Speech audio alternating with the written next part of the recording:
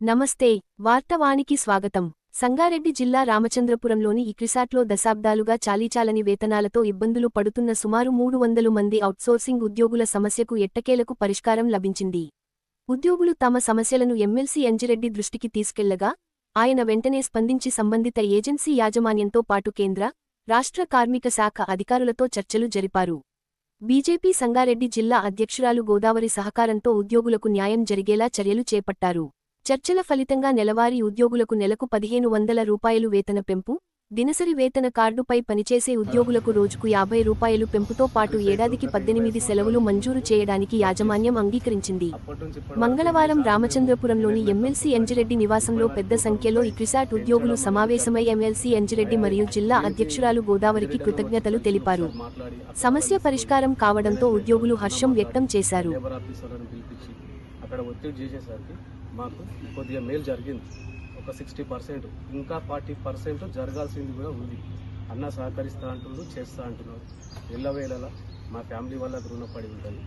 కాబట్టి ఇంకా మాకు మేలు చేయాలని అన్న రాజేందర్ అన్న, ఈయన రాఘవేందర్ అన్న, వీళ్ళంతా సహకారంగా ఉంది.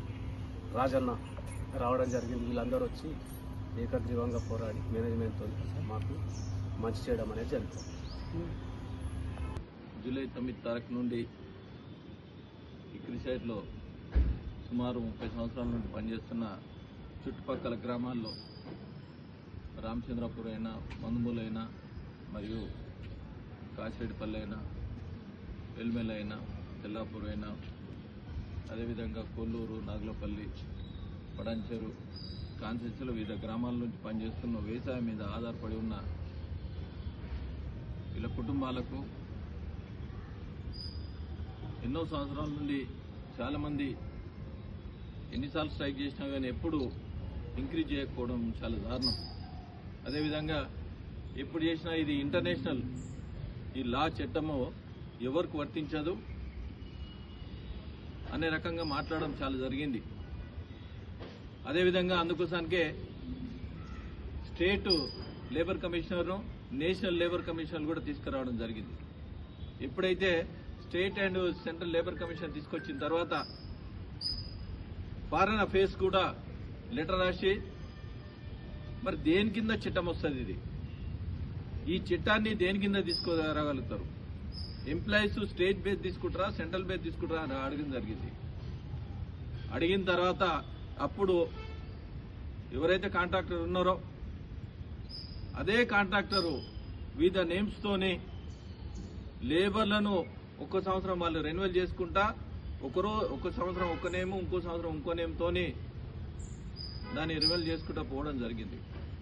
ఒక్కసారి నేను మాట్లాడిన తర్వాత, అధికారులు తీసుకొచ్చిన తర్వాత, అదేవిధంగా వీళ్ళ డీజీ గారికి ఉన్న అందరికీ మెయిల్స్ పెట్టి మరి ఏ చట్టం కింద వస్తారో మీరు చెప్పండి.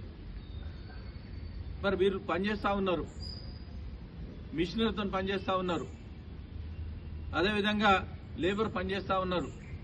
ఇది అగ్రికల్చర్ బేస్ కాదు. వన్స్ అగ్రికల్చర్ బేస్ ఉన్నప్పుడు,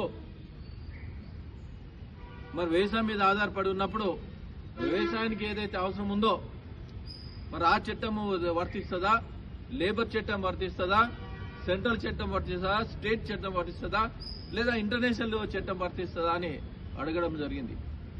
అడిగిన తర్వాత అప్పుడు బైండ్ అయిన తర్వాత వీళ్ళకు మంత్లీ పెంచడం జరిగింది.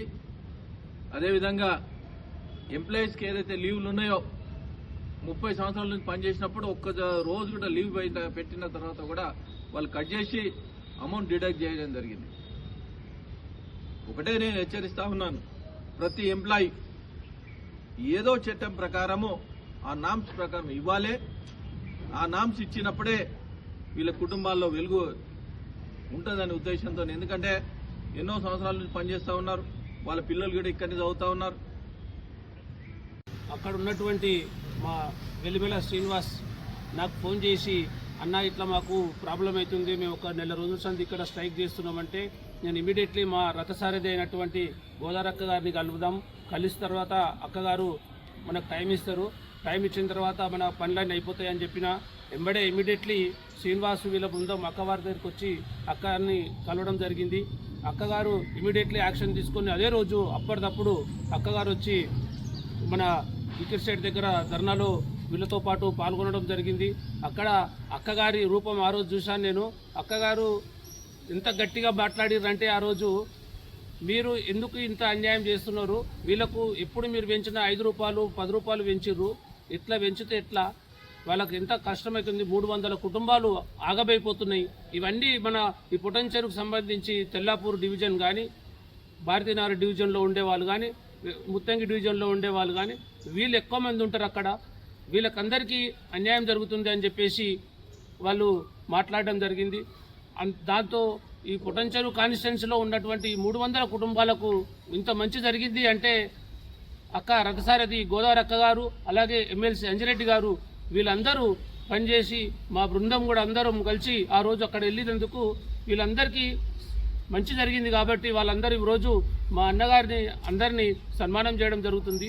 దీనికి ఇచ్చేసిన అందరికీ ప్రతి ఒక్కరికి ధన్యవాదాలు.